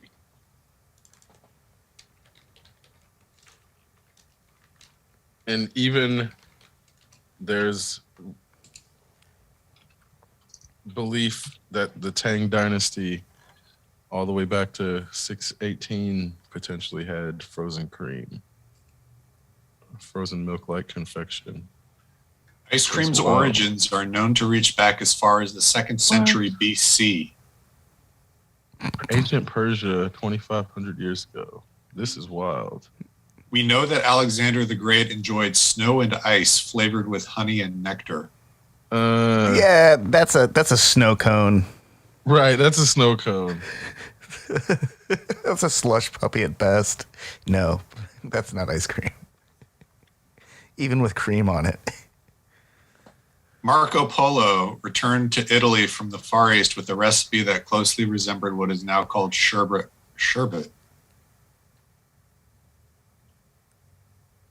16th century, yeah. The International Dairy Foods Association's website has this information on it. Yeah, they probably have an interesting technique. Cream ice, as it was called, appeared regularly at the table of Charles I during the 17th century. It looks like with a fried banana split, you fry the bananas and then you just make it like a normal banana split. Fried ice cream.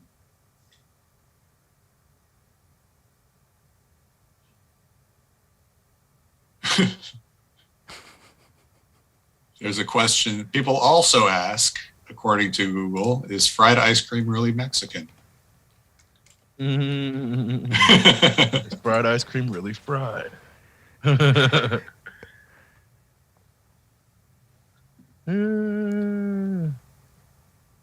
is deep fried. How does fried ice cream not melt? It's battered.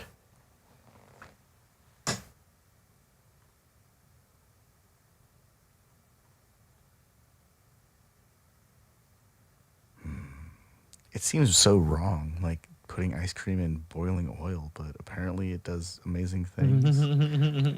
I can't remember if I've ever had fried ice cream. These pictures look pretty damn tasty too.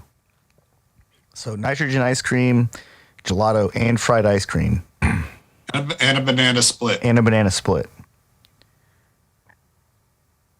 I got some work to do. That's as many as 4 stops, but maybe potentially 2 or 3.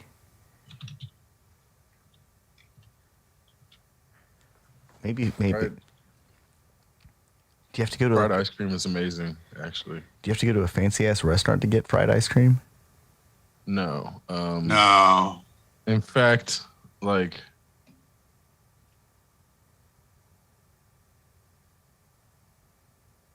what the way that they do it is like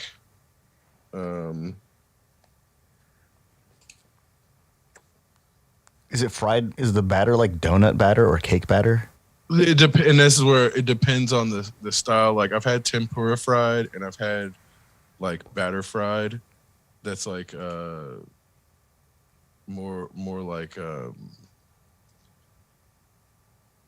flour and cinnamon and sugar. So that definitely like the more cake style is different than just like the flour, and it ends up being like completely different experiences.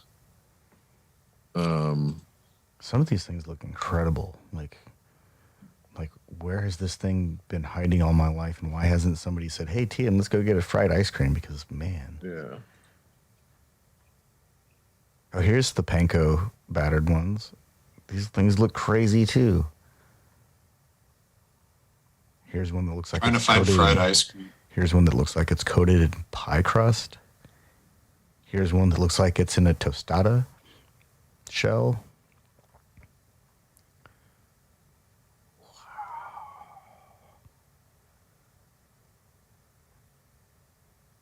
Okay, this is pretty incredible.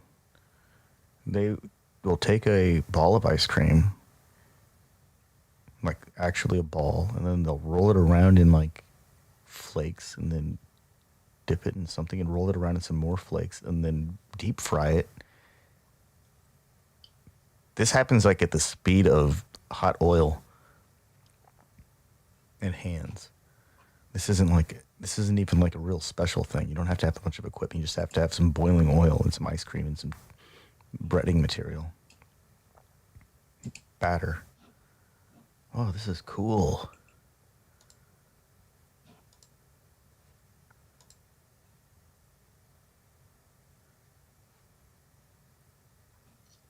I bet it's messy as hell.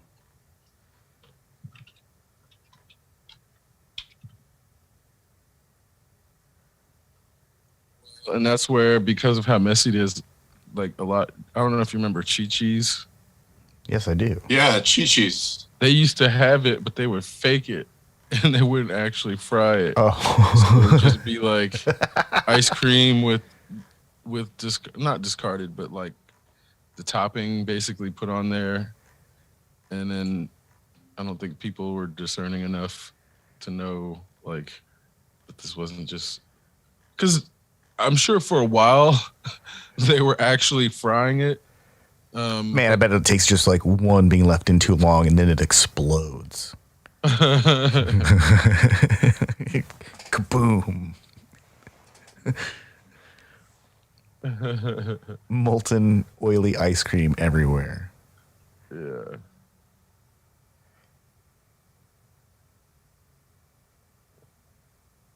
I'm totally not trying Yeah, to make like- movies at home. They called it fried, but it was actually just rolled in crumbs.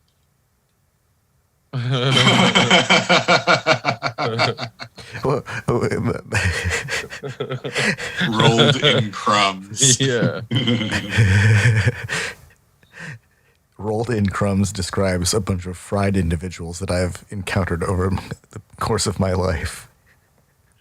Have you had a rough day? You appear to be rolled in crumbs.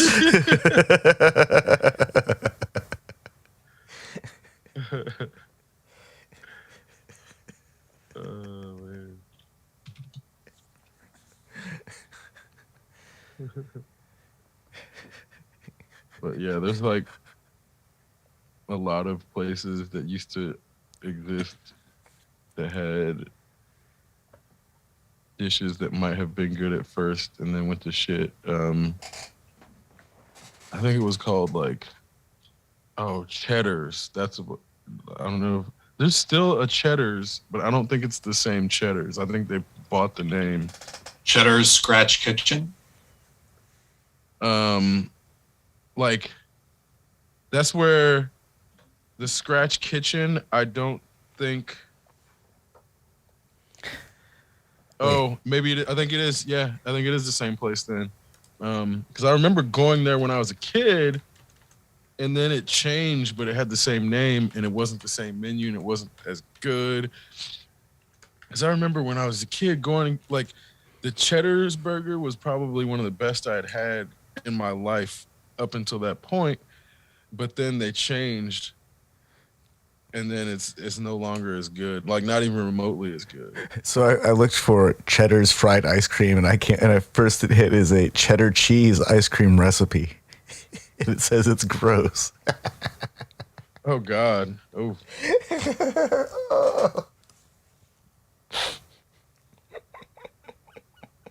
Sounds horrible. Cheddar's food doesn't look too bad. No, and that's where I'm like looking at it. It definitely looks like the same style, like pub style burgers as I remember, but it doesn't look as good as. This looks like family dining. Yeah, this Right, is it totally is. family dining. It's meant to be family dining, but they used to have a different, like, slightly different style of presentation that ends up the burgers like I don't know if they branded them or it was something that made their presentation like you knew a Cheddar's burger when you were looking at it basically, and I don't think it was the branding because I've seen that in places. Well, and this reminds me of like a cafeteria where they bring the food out to you. With actually, it's got some nice options. They've got a bunch of steaks and ribs and big shrimp. It's all the same dishes, but it's slightly different in presentation, and I'm sure the ingredients These are different. burgers look okay. Bacon cheeseburger looks nice and juicy, and classic burger, smokehouse burger. Well, what people don't realize is anytime you take away the sesame seeds and have like a brioche style bun, like or an actual brioche bun, it's gonna look way better than what is being presented in fast food just by default, because the sesame seed has become like Synonymous. it's very synonymous with like fast food, and I don't really like sesame seeds. They're okay, but a burger without them is just way better, and it's way more gourmet looking and tasting. Apparently, there's a Cheddar's in Bloomington Huh. Oh yeah, that's right. Off of the on Franklin Road. Huh. Car side pickup available.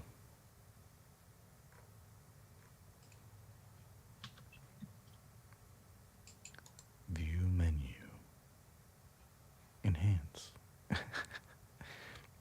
The second item on their or in their scrolling menu thing is to go alcoholic beverages. Right after family bundle. There are no Cheddars in the state of Massachusetts. I'm on their website. The closest Cheddar's to me is in Delaware.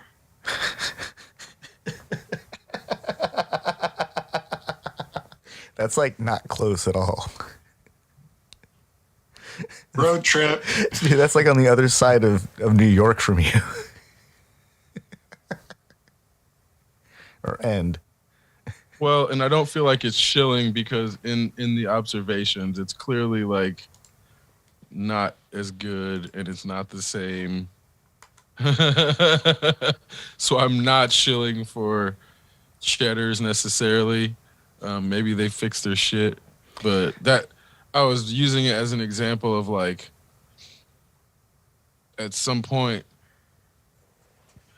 I always thought it was weird the notion of like a company being bought where I'm like, you're just buying the operations. Like, if it's profitable, why would anybody sell it? Like, and I get there's times when people just no longer want to deal with being in certain positions of leadership or authority, but actual ownership, it like never ever made sense to me. Like, if something was profitable enough, You just hire managers. exactly, and that's where I'm like, if it's profitable enough for somebody else to want to own it, why would anybody want to give up ownership unless it's not actually sustainable to keep it profitable at that operation? So they're just exiting while the person who comes in just reduces the quality. Because that's where I'm like, that's what generally happens is people will build a brand and get brand identity, and then the leadership switch is when they start reducing the quality but try to keep the same price or even raise the price that's associated with the brand. And then years later, you end up with Bose that's like super expensive, but their earphones or their headphones are like qualitatively no different than like the fucking $100 Sonys or the $100 Skull Crushers or whatever. And it's like that whole elitism that they had earned, they anticipate that being associated with their name, and they don't build the parts to earn it. And that's where I'm like, that cycle just doesn't happen in headphones. It doesn't just happen in cars. Well, it doesn't just happen in action figures. It happens like everywhere. Both speakers and playback devices all rely on a considerable amount of DSP to reproduce what they've decided is a quality sound. But when you compare that to like a hi-fi system or a consumer surround sound system or studio monitors or really accurate headphones, they sound really weird. They sound very strange. They've got kind of I don't want to describe it as hyped. They have an unnatural sound to me. They sound unnatural. And you can buy that kind of sound quality anywhere, and it's not even. You know what they're trying to do is they're trying to suppress the bass and not make it sound like Beats or not make it sound like the Skull Crushers, and they're actively trying to suppress that sound, so it ends up sounding unnatural. It's like they do. I think they're doing something with like subharmonic frequencies, where they're like, it's got to be it's a way to like psychoacoustically trick the brain into hearing frequencies that aren't there. They've got to be doing something like that, because there's the only other devices that I've ever heard that do that are like subharmonic synthesizers, and they're doing some kind of mind trickery thing. Well, mine's really dumb. That's the problem. It always comes back to that. The mind is really dumb. Yeah. It's really easy to trick. Well, it's like unfortunately easy to trick. I don't know. I guess with stuff like that, I don't want to hear it. It's better when it's so subtle that it's like virtually imperceptible. It's on the cusp of like, what is doing that? What's that sound? That's when it's really cool. But when it's obvious, then it just seems like they're trying to create something from nothing. The mind is easy to trick. I guess case in point is Vegas magic shows. Mm-hmm.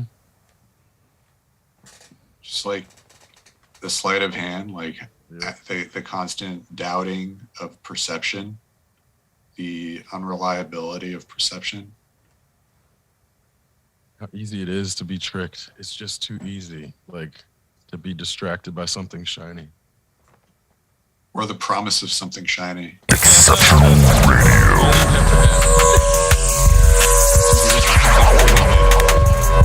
Exceptional Randos show is produced live in Sunroom Studios Bass Capsule and in partnership with KLST 103.5, RadioCallisti.org.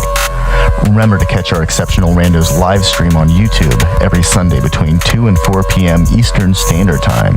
And if you have a story, idea, or question that you would like to share, we want to hear from you. Thanks for listening.